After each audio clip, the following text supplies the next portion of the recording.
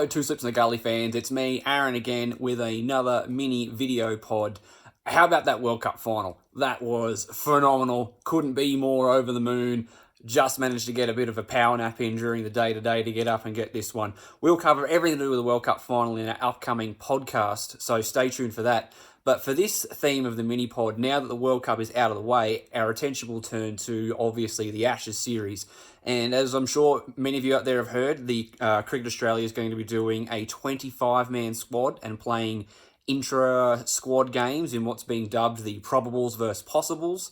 And I thought, because my co-hosts don't typically like me making them do episodes where they have to pick teams all the time, it's one of my favourite things to do, but I think it grates on Glenn and Gary a little bit. I thought I'd do this one in the form of a mini-pod, and I'm going to speculate on what my 25-man squad would look like. So first off, I'll start off with what I would have for the Australian team. So this is not necessarily the team that's going into the Ashes, but who I think is probably in the lead, and then through the course of these intra-squad games, you'll make the adjustments. So obviously, Marcus Harris was named earlier this week as definitely going to be the opener. So that's one of the few spots that was up for grabs. But as you can see, the rest of the batting order is fairly much the same. So Warner opening with Harris, Labuschagne at 3, Smith at 4.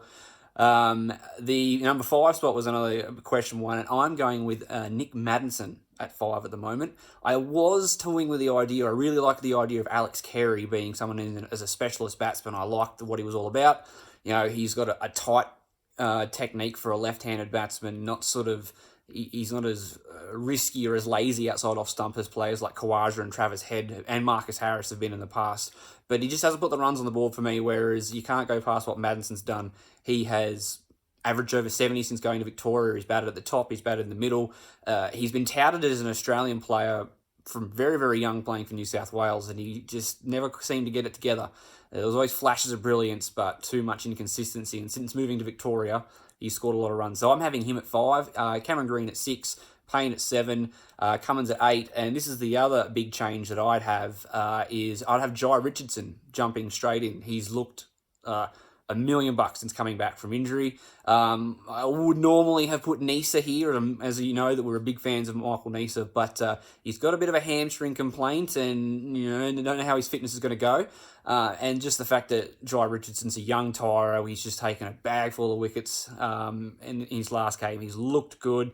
And Mitchell Starc, as we talked about after the last summer, we all said at Two Slips of the Gully that we would see how Starc's form at the World Cup went, and if he wasn't looking like getting back to his normal self, that spot should be vacant. It means Starc's problems over a long series are well documented. His average falls through the floor the longer a series goes on. This is a five-test series, and Starc just doesn't look like he's got it. He's looked okay in patches through the World Cup, but then really struggled to hit his lengths, hit lines and lengths, hit his Yorkers. He's just been all over the shop, and for mine, I just don't think he's ready to go straight into an Ashes campaign where you've got Jai Richardson here, who's going to be battle tested with some Shield cricket. He's going to have the bowling loads under there. So at the moment, I would be starting with Jai Richardson in the 11.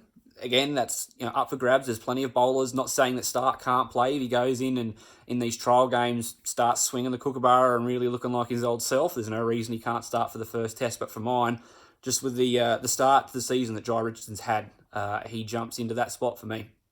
And then we round out the 11, of course, with Hazelwood and Lyon. They're the strength of that attack. So if the Ashes started tomorrow, that would be the 11 that I'd take. But as it is, this is a 25-man squad, so there's going to be room for 2 11s and then some extras, and we're going to be playing off for the spots. And as it stands out, probably the only spot that's really, truly up for grabs, if we're really being honest, would be that number 5 spot.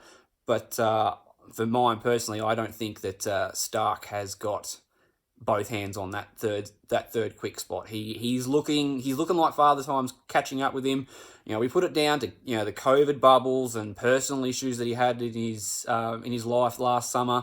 Gave him a bit of a pass for that, and he's coming back to it into a format that he's historically been very good at. Just sort of, you can come in, you can bowl fast, you can bowl aggressive, get the ball swinging, feel good about himself. And while his rhythms looked all right getting to the crease, he's just missed the mark too much for mine to be an automatic selection for mine, it just what he's done in the World Cup is screaming that we're going to get the same inconsistent Mitchell Starc that we got for the Indian series. So Jai Richards in there for mine.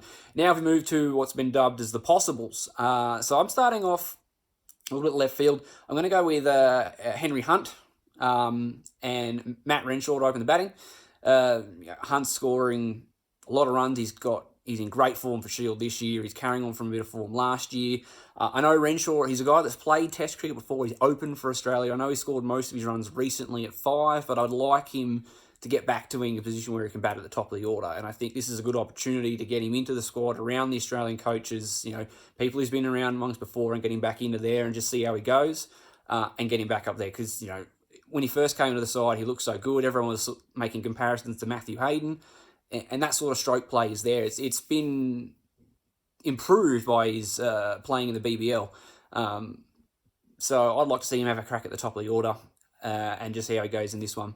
3, I've got Khawaja. As we all know, I'm not a very big fan of Khawaja, but you can't argue with what he's done so far this season. After his really gritty 70 in that innings where Queensland were knocked over for 130 against WA, he batted really, really well, really, really controlled. All of the lazy technique that he has defending outside the off stump was a thing of the past. I rated that 70 higher than any of his hundreds he scored so far in Shield, and that tipped the scales for me. I think, personally, for mine after that, I was really impressed with that, and I would have considered having him open with Warner, but Bailey said that it's going to be Harris, and Harris has averaged over 50 for the last 3 seasons, 50 in county cricket. And of all of the people that are in the running for this spot, he's one of the guys that actually does open the batting. So I'm happy with Harris there, but I'd have Khawaja at 3. A lot of experience, in form, any injuries to that top order, he's probably a guy that can slot in and fill a need. So I think that's a good top 3. I don't think Hunt's in any real danger of making the side, but I think this is an opportunity when you're picking so many players. Have a look at some younger guys as well. So you've obviously got a short list of who you think's going to fill those spots, and then have a look at guys now that have had really solid starts to their career and look like they could be prospects for the future, and get an early look at them and fix up any flaws they've got being exposed to that high level coaching. Then they can go back to, in Hunt's case, can go back to South Australia and work on his game and keep piling the runs on from there.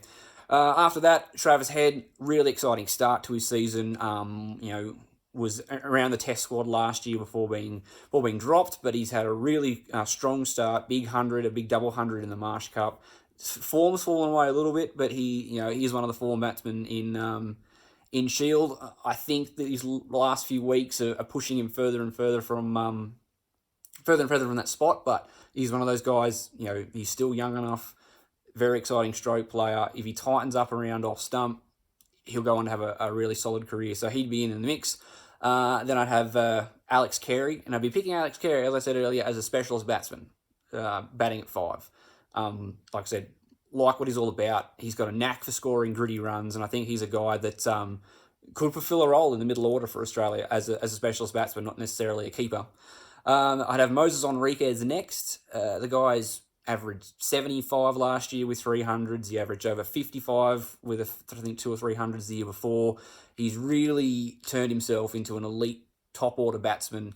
Probably doesn't bowl enough to be considered the all-rounder, but I'd still have him in there. And I think he's a guy that could do a job as an all-rounder. We've seen that when he can bowl, he's probably not a guy that's going to blast teams away as that 5th bowling option, but he's certainly a guy that you can just slot into an end, get him to a job, don't go for many runs, and then attack from the other ends when you know that you've got runs being dried up at that end. I would have had him in my side for the South African tour that didn't go ahead. Times have changed. Henriquez has had a rough, limited overs tour for Australia, which I think's got a lot of bitter taste in everyone's mouth when you're talking about Enriquez as a chance for the Test side. A lot of people write him off, but he's definitely a good first-class player, and I'd have him right there in the mix, and possibly one of the guys that can jump into that number 5 spot. After that, I'd have Josh Inglis as wicketkeeper at 7. Very, very excited about Josh Inglis. I think potentially he's a guy that could jump the queue and take the gloves off Tim Payne when Tim Payne decides to give it away.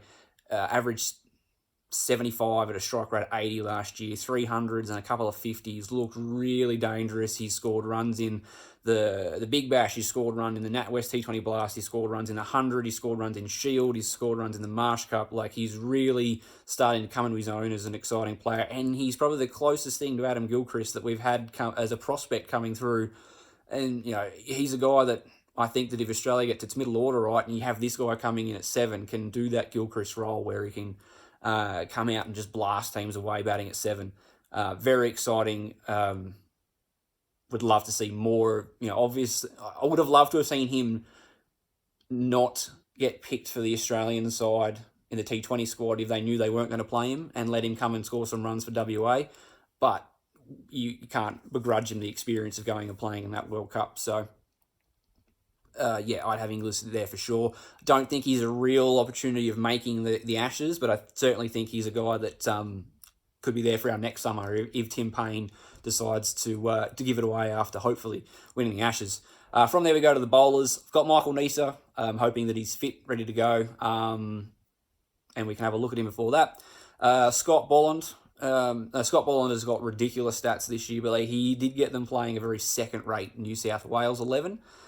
But he can only bowl against who he's against, and he's had really strong Shield stats for the last few years. So he's a guy that's figured out his game, knows what he's all about, and he's just coming in and doing a job. And I think, over the course of a 5-game series, especially if they're going to be resting players, then he's a guy that could really be there as a guy that exactly what you're going to get out of him. So right there in the mix. Mitchell Starc, I've got filling in this one. Like I said, giving him every opportunity to retain his spot in the side, but I think after what happened last summer and how he's not really looking like the Mitchell Starc of old at the moment, he's on the he should be on the outside looking in. And just the way that he bowls, he's not going to get better as he gets older. It's a hard gig what he's doing, and the way that he bowls, lots of stress on the body. It's not like McGrath or anything like that you can sort of just taper off and then ease into a steady sort of twilight to his career. He's a guy he hits the deck hard, puts a lot of force through his body, and I think he's a guy that's going to have a shorter career than others. I don't think he's going to age gracefully as a fast bowler. So, I'm not saying that the writing's on the wall for Starkey, but he's got to turn things around quickly, because at the moment I don't think that he's walking into that Australian side. And for the rounding out the 11, I'd have Mitch Swepson, a guy that took a heap of wickets last year for Queensland, moved into the heir apparent role to Nathan Lyon. Really looked like he's figured it out. Warney's been on him for a while, talking about how good this kid is, and last year really started to put together and bowl consistently. So, I think he's definitely the number 2 option and an obvious choice to be as part of that. And then going to the reserves, again, a player that's not really in any danger of making the side, but I think someone who is worth having a look at, and that's Jake Carter. Came across from WA to South Australia, scored a stack of runs batting at 3 for South Australia to start the season. Kerry O'Keefe was very impressed, saying that he's an opener in waiting. I don't think he's ready to jump into the first test like Kerry said. I think that's a big ask. This is his first consistent game in, game out season for Shield, so I don't think he can sort of really do that and then jump into an Ashes series at in the top 3. But I think this is worth getting him in there so the guys like Langer and Bailey can have a really good look at him and judge where this guy's got to improve and what he needs to do and where he goes from there. I mean, Dave Warner is not getting any younger, so there will be spots at the top of the order coming soon. So get him in there, have a look. Sean Abbott, he's been in the fringes for Australia for a while. I don't know if he's a genuine bowling option at test level. I feel he'll be more like a bowling all-rounder, but he's doing a job. He's taking plenty of wickets for New South Wales. He's been handy with the bat. He's certainly a guy that can come in and potentially fill that role as a third quick. But he's been in and around the side for a while. He's played a few T20 internationals recently. He gets on Australia A tours, so he's going to be thereabouts. And rounding out the 25-man squad, I'm finishing off with Pete Hanscom. Had a really, really strong start to the season. A pretty solid year last year. A guy that can bat somewhere in the middle order. He's a right-hander to sort of break it up. You know that guys like Broad and Anderson and Ollie Robinson and Wokes are going to be targeting that round the wicket, taking the ball away from the left-handers. line, so it's good to have some right-handers in there to sort of combat that strategy. The big thing is that Anderson really picked him apart the last time they played him, so that's why I haven't really got him in the starting one. But yeah, he's a guy that's, you'd say, he's in the prime of his career at the moment. He's scoring runs at Shield level, and that's all he can do, and I think it's a deserved reward for his efforts playing for Victoria, and reward him for what he's doing. Let's give him another crack at it. He looks like some of the things that were plaguing him at the test level, he's figuring out. So I'd have him in there and in the mix. So that's who I've got for my 25-man squad coming up for the possibles versus probables. And like I said, as if the test started tomorrow, what I'd have up there is who I'd have. So I'd have Maddinson at 5, and I'd have Richardson replacing Stark. But there's going to be a few hotly contested games, I think, to iron out those final spots in the 11. I have a feeling the way that Cricket Australia does its things, that Stark will be given the opportunity to take the first test at the Gabba. So I'm not anticipating too much fooling around there with the 11s.